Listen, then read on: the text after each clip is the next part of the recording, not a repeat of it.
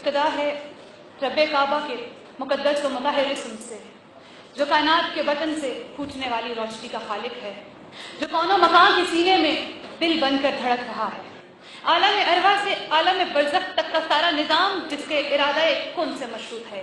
ये हवाएं, ये फजाएं, ये शजर व हिजर, ये शम्स व कमर फ़कत उसी के औसाफ का कसीदा पढ़ते नजर आते हैं। ज़िवाकार मौज़ूए सुखन जीवे जीवे बलोचिस्तान, जीवे जीवे पाकिस्तान। अलवकार पाकिस्तान को मार्ग वजूद में आए 68 साल बीत चुके हैं, मगर पाकिस्तान को खुशहाल देखने वाली आंखें रोज बलोचिस्तान में गिरती मशशुदा लाशें देखकर लहू लहू हो चुकी हैं। वतन मुक़द्दस की हिचकियां लेती सड़कें, तिस्कियां भरते बाजार और बैन करते जख्म खुदा चौराहे रोज अपनी मजलूमियत का नवाब पढ़ते दिखाई देते हैं। आज एक बार फिर सरजमीन बलोचिस्तान पर काबिल की रस्म दोहराई जा रही है, काबिल की रस्म दोहराई जा रही है। ज़िवाकार जीवे जीवे बलोचिस्तान का नारा अपनी जगह, जीवे जीवे पाकिस्तान का अहद अपनी जगह और पाक फौज का खुशहाल बलोचिस्तान का अज़्म भी अपनी जगह, मगर दूसरी तरफ हमें तो हमारे अपनों ने उस दोराहे पर ला खड़ा किया है कि जहाँ अगर सच बोला जाए तो सदा मिजान चौक पर गोलियों की सूरत में दी जाती है कि जहाँ इस कौम की बहन और बेटी हसूल तालीम के लिए जब घर से निकले तो ज़िवाकार भरी चौक पर उसे तेजाब से जला दिया जाता है। मगर कोई भी ज़िवाकार मैं बलोचिस्तान में होने वाले जुल्म की वो दास्तान कैसे सुनाऊं जब एक गरीब माँ अपने 3 मासूम बच्चे मिजान चौक पर इसलिए भेज आती है कि उसके पास खाने के लिए 2 वक्त की रोटी मुयस्सर नहीं।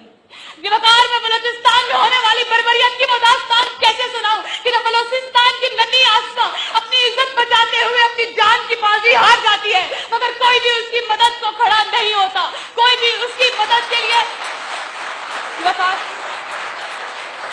ज़िवाकार मंशूर पाकिस्तान के मुताबिक सरजमीन बलोचिस्तान में तो अमन का बोलबाला होना चाहिए था, मगर मस्तूम में बपा होती करबला को तो पूरी दुनिया ने देखा कि जहाँ ज़ाहिर बूंद बूंद पानी को वैसे ही तरसे जैसे करबला में आला रसूल बूंद बूंद पानी को तरसी, तो फिर मैं कैसे कह दूं कि जीवे जीवे बलोचिस्तान, जीवे जीवे पाकिस्तान।